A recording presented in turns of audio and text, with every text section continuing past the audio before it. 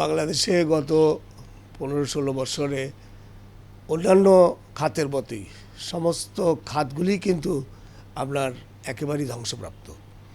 তো স্বাস্থ্যখাত তার ব্যতিক্রম না, স্বাভাবিকভাবেই। সেই হিসাবে এই ধ্বংসপ্রাপ্ত স্বাস্থ্যখাতকে যদি আপনি সংস্কার করতে চান তাহলে কিন্তু আমূল আপনার পরিবর্তন দরকার। কিন্তু বিগত সরকারের আমলে এই খাতগুলি ধ্বংসপ্রাপ্ত হয়ে গেছে। কারণ হলো কি, আপনার কোয়ালিটি সার্ভিস এটা কমে গেছে।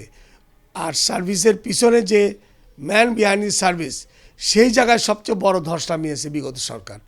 আপনার ব্যাঙের ছাতার মতো মেডিকেল কলেজ হয়েছে, আপনারা জানেন, প্রাইভেট সেক্টরে। সেইখান থেকে যে ডাক্তারগুলি বেরোচ্ছে তারা মানসম্মত না। এবং যেই মেডিকেল কলেজগুলির সাথে যে হাসপাতালগুলি আছে, আপনারা যদি যান, প্রতিটা মেডিকেল কলেজের হাসপাতাল থাকা হলো বাধ্যতামূলক। সেখানে ওদের হাসপাতাল নাই এমন জায়গাও মেডিকেল কলেজ হিসাবে স্বীকৃতি দেওয়া হয়েছে। ওইখান থেকে যে ছাত্র বেরোচ্ছে, সে ডাক্তার ডিগ্রি নিচ্ছে, কিন্তু সে কিছুই জানে না। তো সে তো স্বাস্থ্যখাতকে ধ্বংস করে দিবে, এটাই স্বাভাবিক।